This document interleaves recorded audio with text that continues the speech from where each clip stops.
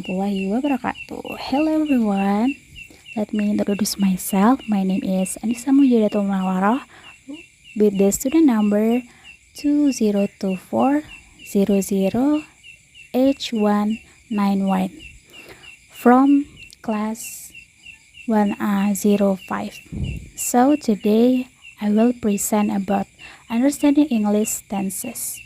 This presentation explores the fundamentals of English tenses, empowering to communicate accurately and effectively.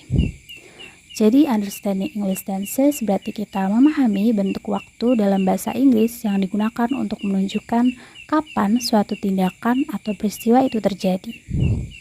Oke, next. Jadi, tenses itu dibagi menjadi 3 ya. Ada present, past, and future. Nah, di sini kita akan membahas tentang simple tenses. Simple tenses juga dibagi lagi menjadi present, past, and future.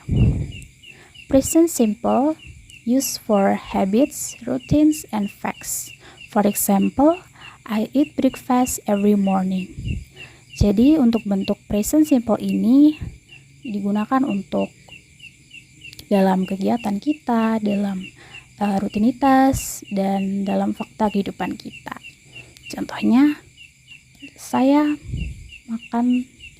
sarapan setiap pagi. Nah, yang kedua adalah past simple. Past simple used for complicated action in the past. For example, I ate breakfast this morning. And number 3, future simple, used for plans, prediction, and spontaneous decision. For example, I will eat breakfast tomorrow. Nah, itu untuk yang simple tenses. And next, ke continuous tenses. Sama seperti simple tenses, itu dibagi lagi menjadi present, past, and future. Bedanya kalau tadi simple tenses menggunakan kalimat yang lebih simple dalam penggunaannya, kalau continuous tenses ini adalah suatu tindakan atau peristiwa yang sedang berlangsung pada waktu tertentu. Nah, pada waktu tertentunya itu adalah present, past, and future. Nah, untuk present continuous used for action happening now. Jadi digunakan untuk kegiatan yang sedang berlangsung saat ini. For example, I am eating breakfast now. Nah, yang kedua adalah past continuous used for action happening at a specific time in the past. For example, I was eating breakfast when you called. Jadi ini digunakan untuk kegiatan yang sudah berlangsung lama ya, di masa lampau. Dan yang terakhir adalah future continuous used for action that will be happening at the specific time in the future. Jadi digunakan untuk sesuatu yang berlangsung di masa depan. For example, I will be eating breakfast when you arrive. Gitu. Nah, selanjutnya ini ada lagi yaitu perfect tenses. Nah, perfect tenses ini adalah tindakan yang telah selesai atau terjadi pada suatu titik tertentu menggunakan past participle. Past participle itu pasti menggunakan verb 3 dan dibantu dengan kata bantu have atau had. Oke, yang pertama adalah present perfect used for action completed in the past that are relevant to the present. For example, I have eaten breakfast. Number 2 is past perfect, used for action completed before another action in the past. For example, I had eaten breakfast before I went to work. And then future perfect, used for action that will be completed by a specific time in the future. For example, I will have eaten breakfast by 8 a.m. So, jadi sudah jelas ya tentang 3 tenses tadi. Ada simple tenses, continuous tenses, and perfect tenses. Nah, ketiga-tiganya itu menggunakan waktu sekarang, waktu masa lampau, dan juga waktu di masa depan gitu. Dan mempunyai ciri khas yang tersendiri-sendiri. Next. Okay. Mastering the verb conjugation atau perubahan bentuk kata kerja gitu dalam penggunaan tenses. Yang pertama adalah regular verb, follow predictable pattern for each tense. Nah, untuk regular verbs atau kata kerja teratur itu seperti penggunaan kata kerja verb 3 dari work ke worked, play dari work to worked, play to played. Jadi menambahkan ed pada akhir kalimat. Itu yang dimaksud dengan regular verbs. Dan yang kedua adalah irregular verbs, yaitu have unique forms in each tense requiring memorization.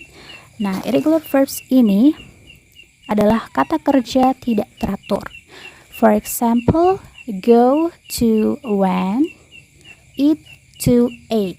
Jadi berbeda ya dengan regular verbs tadi. Kalau regular verbs tadi itu penambahan kata ed di akhir kata. Nah, kalau irregular verbs ini sendiri katanya sudah berubah gitu. Jadi verb 1 to verb 2 itu verb 1 to verb 3 itu berbeda. Jadi go ke went dan eat to ate gitu. Nah, yang tips ketiga adalah practice makes perfect, atau dengan latihan kita bisa menjadi sempurna. Consistent practice help boost confidence and fluency. Nah, dengan kamu berlatih tenses setiap hari and every day, itu akan membangun kepercayaan diri dan kamu bisa lancar dalam menggunakan tenses in English. So, next, choosing the appropriate tenses. Ini ada 3. Memilih tenses yang tepat atau sesuai berdasarkan tindakan yang sedang dibicarakan. For number 1 is consider the context and time frame, atau mempertimbangkan konteks atau waktu yang digunakan. Yang nomor 2 adalah identify the action, duration, and completion, mengidentifikasi aksi atau aksi, waktu aksi, atau durasi aksi atau durasi waktu begitu. Yang nomor 3 adalah reflect on the action relevance to the present, atau merefleksikan kejadian ini di masa sekarang. Okay, next, avoiding common tenses mistake, atau menghindari kesalahan dalam menggunakan tenses.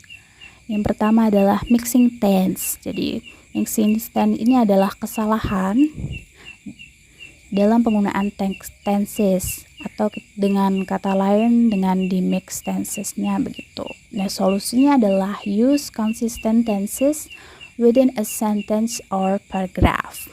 Number 2 is using the wrong tenses. Dan solusinya adalah double check the time frame and context. Jadi ketika kita menggunakan tenses yang salah, maka kita harus double check waktu yang kita gunakan dan konteks tenses yang kita mau, seperti itu. And number 3 is omitting necessary tenses. Menghilangkan tenses yang seharusnya digunakan dalam kalimat gitu. Nah, solusinya adalah include all tense needed to convey the intended meaning. Contohnya adalah I work yesterday. Itu wrong sentence, atau kita menghilangkan tenses yang seharusnya digunakan. Nah, perbaikan yang seharusnya ada adalah I have worked there for 5 years. Jadi tenses yang benar dan tepat sesuai dengan waktu kejadian. Next, practical application tenses in conversation. Jadi kita harus menggunakan tenses ini dan mempraktekannya di percakapan kita. Nah, nomor 1 adalah express habits. Use the present simple to describe recurring action. Jadi untuk mengekspresikan kegiatan kita misalnya setiap hari.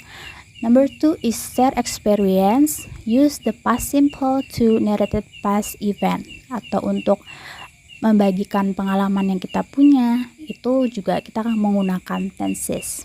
Nah, and number 3 and the last one is plan activities. Use the future simple to discuss upcoming plans. Jadi untuk mendiskusikan bagaimana nih tujuan kita ke depannya di masa depan.